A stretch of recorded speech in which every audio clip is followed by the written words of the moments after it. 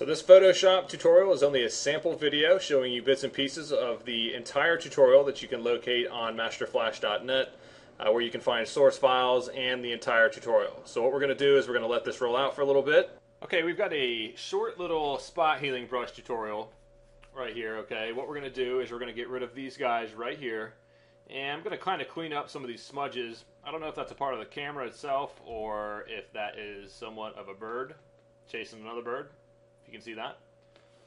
So what our goal here is, we're going to make this picture look like that. Alright, on top of that we're also going to take out this stuff, which will be a good starting point. So let's go ahead and get rocking on that. One suggestion, anytime that you open up a JPEG file in here and you're going to do any kind of work on it, make sure that you add a layer and immediately save it as a PSD. That way you're not ruining your original image. Alright. Okay, so once you do that, let's go ahead and grab this layer here, because that's the only way we're going to be able to do this. And I'm going to go ahead and zoom in on these smudges up here. Alright, that way you can kind of get a glimpse at it right there. So, Healing Brush Tool, J on the keyboard, and if you come over here, click down on this. Alright, select Healing Brush Tool. Alright, and of course, what you would want to do is kind of control your brush up here. Okay, mode, normal, good, source, good, current layer is good. And basically how this works is, if I hold down the Alt key, okay, it allows me to take a snapshot where the crosshairs are.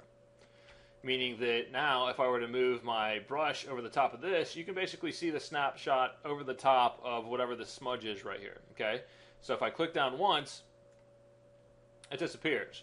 What I can also do is I can also click down and drag and get it. And if you notice what happens there, I'll do it over here. If you notice what happens is, if I start here, click and drag to the right, the crosshairs follow kind of in place. Alright, so that's basically what you're going to end up copying over. I'm also going to clean this one up down here a little bit. There we go. And that actually looks really good. So what I'm going to do, I'm going to come back down towards here. And obviously the goal here would be to kind of capture the sky and whatever's underneath of it, basically enough to where you're right on top of the water. That way we can get rid of this antenna thing.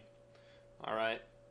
So if I were to hold down Alt or Option and left click, take a snapshot of the back, and then take another picture like that, or click down like that, basically got rid of it.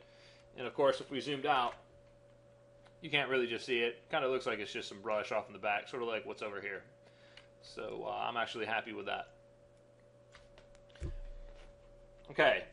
Now we're going to start off small over here, and this is kind of difficult, but we're going to blend this in with the water and the sunset all in one. Alright, and the best way to do this is sort of... That is the end of this sample Photoshop tutorial. To view the entire tutorial and get your hands on source files, head towards masterflash.net. Hope you enjoy it.